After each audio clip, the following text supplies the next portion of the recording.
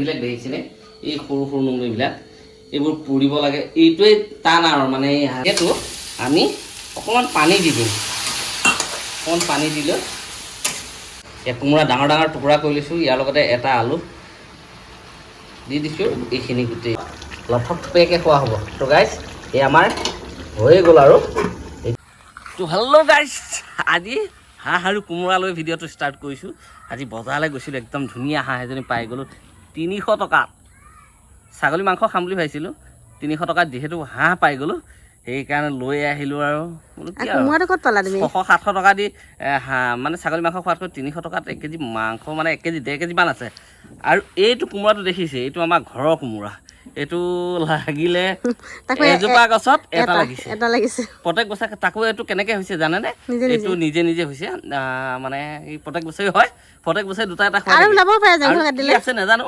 ওলাবও পাৰে জংঘল ধেৰ আৰু বাৰিষাটো জংঘল বহুত বেছি হৈ গৈছে চাফা কৰা নাই তাৰ মাজতে এটা পাই গ'লোঁ ভালেই নে বেয়াই নাজানো মই তাকে বোলো হাঁহটো আছে যিহেতু কোমোৰাটো লগতে আজি মজাকে এসাঁজ খাম বুলি ভাবিলোঁ আৰু কথা এটা কি জানেনে এই হাঁহ আৰু কোমোৰা মানে এনেকুৱা হৈছে এতিয়া ধৰক গৰম বুলি নাখালেও নহয় খাবও লাগে মাজে সময়ে মাংস আৰু হাঁহ খোৱা নাই প্ৰায় 1 বছৰ হৈ গ'ল যোৱা বছৰে হাঁহ খোৱা এইবছৰ হাঁহ খোৱাই নাই খাইছে অঁ যোৱা বছৰ মানে মাঘ বিহুতেই খোৱা এই একদম হাঁহ খোৱাই নাই এতিয়া আহিন মহা পালেই আৰু কেইদিনমান আছে আৰু আহিন কাতিতো সৰিয়হৰ ফুল ফুলাৰ লগে লগে হাঁহ খুব খায় মানুহে এতিয়া হাঁহৰ ছিজন আহি আছে আৰু ষ্টাৰ্ট কৰিব লাগিব হাঁহ আৰু মানে কি হয় আগতে আমাৰ ঘৰৰ হাঁহেই খাই আছিলোঁ এতিয়াতো আৰু নাই তো কিনিয়ে খাব লাগিব তো গাইছ এতিয়া দেৰি কৰি নাথাকোঁ হাঁহ কোমোৰা মানে হাঁহটো চাফা কৰি লওঁ কোমোৰাটো একদম ধুই কৰি ভিতৰলৈ লৈ যাওঁ তো গাইছ দেৰি কৰি নাথাকোঁ বলক হাঁহটো চাফা কৰি লওঁ মানে হাঁহ আৰু লোকেল মুৰ্গী এই দুটা মানে ঘৰত খাওঁ বুলি ক'লে এটাই জেলা ইয়াক চাফা কৰিব লাগে চাফা কৰি আকৌ এই সৰু নোমবিলাক দেখিছেনে এই সৰু নোমবিলাক এইবোৰ পুৰিব লাগে এইটোৱে টান আৰু মানে লোকেল এই বস্তুটো ঘৰত খাওঁ বুলি ক'লে নোমবিলাক বৰ চাফা কৰি ল'ব লাগে বৰ জেলা এইটোৱেই মানে লোকেল মুৰ্গী আৰু হাঁহৰ কিন্তু আকৌ এটা কথা কি ইয়াৰ সোৱাদটো চবতে নাপায় নহয় লোকেল মুৰ্গী আৰু হাঁহৰ সোৱাদ যেন বেলেগত পায় তো গাইছ ধুনীয়াকৈ চাফা কৰি লওঁ এই নোমবিলাক চাফাই হৈ গৈছে চাপ না অকণমান হেৰি কৰোঁতে চাফাই হৈ গৈছে বেছি নাই আৰু ধুনীয়াকৈ চাফা কৰি লওঁ হাঁহ কাটি হৈ গ'ল আৰু লগতে একদম আমাৰ ঘৰৰ কোমোৰা কাটি আছে এইখিনি চাফা কৰি যোগাৰ কৰি ৰাখিছে আৰু কোমোৰাটো মই ভাবিছিলোঁ বেয়া হ'ব বুলি কিন্তু বেয়া নহ'ল এই অকণমান ঘাইল অকণমান আছিলে কিন্তু সেই কণতে অকণমান দাগ এটা হ'ল এনেই চাওক না কোমোৰাটো সৰু হ'ব পাৰে হয় নহয় হে তুমি গা ধুই পেলাইছা দেখোন গা ধুই পেলাইছা এইফালে এইখন চলি আছে তেওঁ গম হা কাম নাই ন কাম নাই এনেই চলি আছে এইখিনি হ'লে অলপ মজাকে পালা ইয়াত ল'ব লাগিছিলে তালৈ ল'লা যে এইখিনি কাটাখিনি ধুনীয়া লাগে কাষে হৈ গ'ল তো গাইছ এতিয়া একদম চাফা কৰি লৈ কাটি উঠি ল'লোঁ এতিয়া লগ পাই আছোঁ 5 মিনিটৰ পিছত কেৰাহী বহাই দিলোঁ আৰু কেৰাহী গৰমো হ'ল এতিয়া মানে তেল লৈছোঁ তেল অকণমান দিম হাঁহত যিহেতু বহুত তেল আছে ওচৰলৈ লৈ আহাচোন দেখাই দিয়ে হাঁহত তেল চাওক না একদম মানে বহুত তেল আছে তেলেই তেল যি হওক এতিয়া আমি তেল অকণমান কমাই দিম কাৰণ পিঁয়াজ আৰু আদা নহৰুখিনি ভাজিব পৰাকৈ তেল এইকণ দিছোঁ আৰু অকণমান দিম প্ৰায় 2 চামুচ তেল দিছোঁ বেছি তেল নিদিওঁ তেলটো আছেই যিহেতু এতিয়া গৰম হ'ব দিম আমি হৈ গ'ল প্ৰথমতে আমি শুকান জলকীয়াকেইটা দি দিছোঁ শুকান জলকীয়াৰ লগে লগে তেজপাতো দি দিছোঁ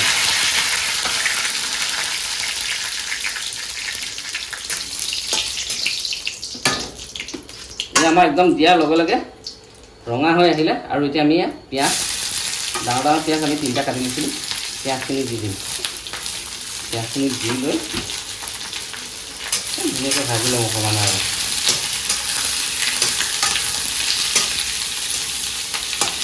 পিঁয়াজখিনিৰ লগতে এই কেঁচা জলকীয়া যে এই মানে কেঁচা জলকীয়া লৈছোঁ আমি 6-7টামান এইকেইটাও আমি দি দিছোঁ এতিয়া অকণমান ভাজি ল'ম এইখিনি ধুনীয়াকৈ ৰঙা কৰি আমাৰ এয়া পিঁয়াজখিনি দেখিছেনে ৰঙা হৈছে ৰঙা হৈ যোৱাৰ লগে লগে আমি আদা নহৰু থেতালি লৈছিলোঁ এইখিনি দি দিম এতিয়া এইখিনি দি লৈ একদম ভাজিম অকণমান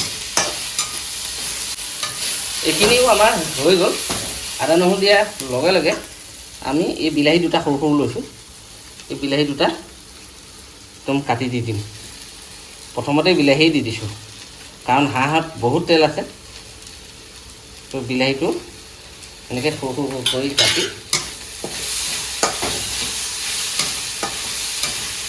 দি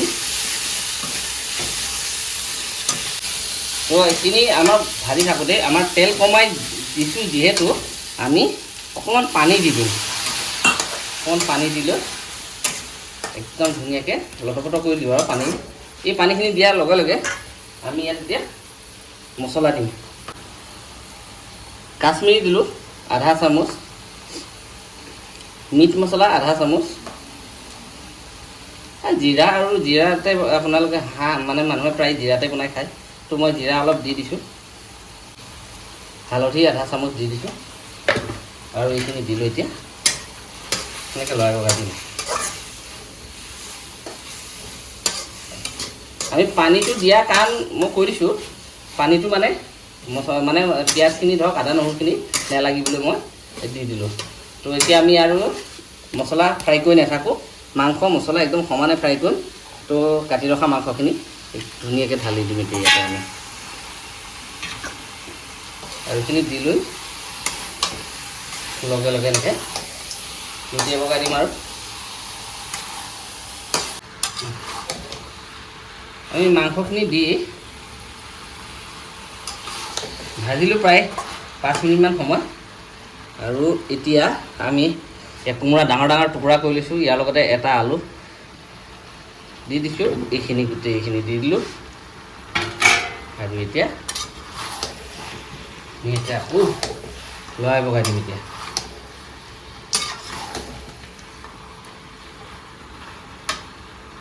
আমি নিমখ দিয়া নাই যিহেতু, সোৱাদ অনুযায়ী নিমখ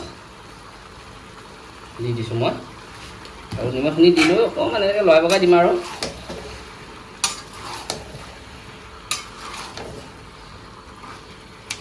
একদম ফুল কেৰাহী হৈ গ'ল। আৰু এতিয়া ঢাকন দি 10 মিনিটমান সময় ধুনীয়াকৈ ভাজি ল'ম। এতিয়া প্ৰায় 7 মিনিটমান ধুনীয়াকৈ ভাজি আছিলোঁ। চাওক না, চাৰিয়ে চাৰিয়ে পূৰা তেল ওলাই গ'ল। আমি পানী দিয়াই নাই, নিমখ দি ঢাকন দি দিছিলোঁ। আজি হাঁহ খোৱা হ'ব নে তেল খোৱা হ'ব? গোটেই তেলেই তেল। আৰু কোমোৰাটো লগে লগে দি দিলোঁ, এই কোমোৰাই টানিব। কিন্তু আৰু এটা কথা কি, মই তেলটো টানিবলৈ আগতেই বিলাহী দিছিলোঁ।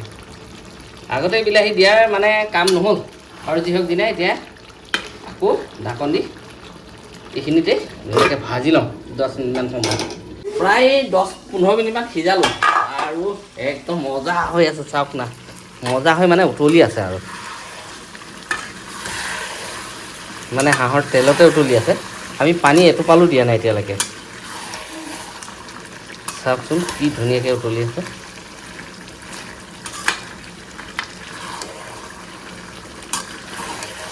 এক টোপাল পানী দিয়া নাই। আৰু তেল দেখিছে, মই তেল কিমান কমাই দিছিলোঁ। চাওক তেল কিমান ওলাইছে, দেখিছে এয়া।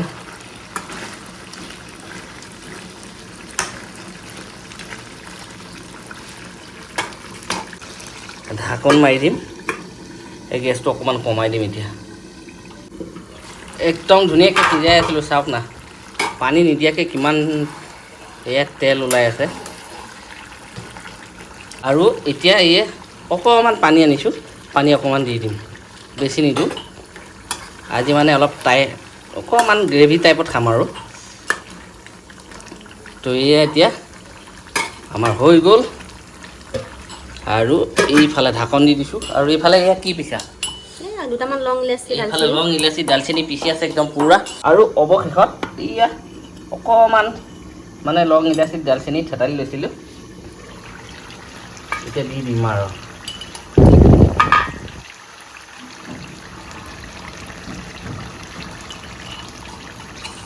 একদম ধুনীয়াকৈ দি দিয়া হ'লে চাওক না।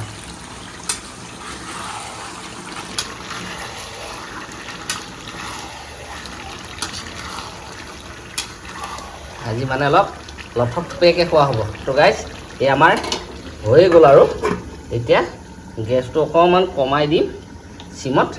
আৰু এতিয়া 5 মিনিটমান এনেকৈ চিমতে সিজাই ল'ম। আহি গ'ল ভাত। আৰু এয়া চাওক হাঁহৰ মাংস আৰু কোমোৰা। এয়া হৈ গ'ল কোমোৰা, এয়া হৈ গ'ল হাঁহৰ মাংস। একদম পূৰা এয়া গ্ৰেভি, মানে আজি জোল বনোৱা নাই, খোৱা আৰু দেহাই লৈ লৈছে ৰুটি দিনত ৰুটি বনোৱা হৈছিলে ৰুটি লৈ লৈছে সি একদম মাংস হাঁহৰ মাংসৰ লগত খাবা নেকি হে আৰু এইফালে দালি এইফালে নেমু এইফালে নিমখ আৰু এইফালে দেখিছেনে এই পিঁয়াজ জলকীয়াৰ তেল গোটেই চপাই লৈছোঁ হয় নহয় কিবা ক'বা হে খাই মজা লাগিছে সি খালেতো তো গাইজ দেৰি কৰি নাথাকোঁ আৰু ন খোৱাই ভাল আৰু এইফালে আপোনাৰ মানে দেখিছেনে এই কোমোৰা দেখিছে মেইন বস্তু আৰু আজি মানে হাঁহৰ স্পেচিয়েল কোমোৰা আৰু লগতে আলু আছে বাৰু লৈ লওঁ অকণমান খাবা নাই কোমোৰা খাবা নাই অঁ মানে খোৱা মানুহ কম কোমোৰা খোৱা মানুহ ময়ে নেকি আৰু কোমোৰাই লৈ লৈছোঁ একদম পূৰা অকণমান এয়া গ্ৰেভিটোৰ ওপৰতে লৈ লৈছোঁ ইয়াতে লৈ লৈছোঁ দেহাক ক'ত দিওঁ তুমি লৈ খাবানে নে মাংস অকণ দি দিওঁ এইখিনিতে দি দিওঁ ধুনীয়াকৈ লৈ লৈ খাবা ন তুমি মই লৈ লৈছোঁ আৰু তুমি লৈ খাবা নেকি দিয়া লোৱা খোৱা লৈ লোৱা সেই আলু কোমোৰাখন লৈ লৈছা খোৱা চব খোৱা নোখোৱা নেকি খাব লাগে পাতলা পাতলাকৈ খাব লাগে তো গাইজ ষ্টাৰ্টটো কৰোঁ কোমোৰা পাই ষ্টাৰ্টটো কৰোঁ এই দেখিছেনে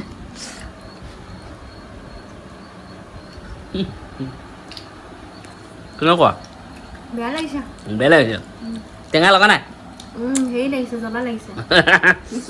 মজা হৈছে গাইজ হাঁহৰ মাংস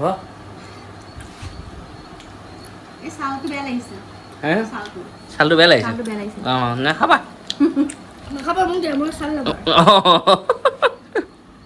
ন দেখা কোমোৰা হাঁহৰ মাংস সোৱাদটো সঁচাই বৰ বেলেগ কাৰণ কমন বৰ মজা হয় হে খুব টেষ্টি হৈছে গাইছে মানে কি ক'ম বিপুলৰ ছোৱালী লৈ আহিলে মই জানি তেতিয়াইতো মই কোৱা নাছিলোঁ আনিব বুলি বিপুলৰ ছোৱালী অনাৰ কথা গম পাই আছিলোঁ সি মানে গুণুখানাকৈ আনাই তাকে থাকিলে আমাৰ ঘৰত থাকোঁতেই সেইকাৰণে মই ভিডিঅ' বনাই দিছিলোঁ কিন্তু সি বেছি দিন যাব নিদিলে 10 দিনমান যাবই নিদিলে ন অঁ বিপুলৰ ছোৱালী লৈ আহিলে আৰু হাঁহ কোমোৰা খাই লওঁ খুব মজাকৈ খাই লওঁ গাইজ আৰু ভিডিঅ' কৰি নাথাকোঁ ন হয় নহয় খাই লওঁ কোমোৰা আৰু কি ক'বা হাঁহ খাই লওঁ গাইজ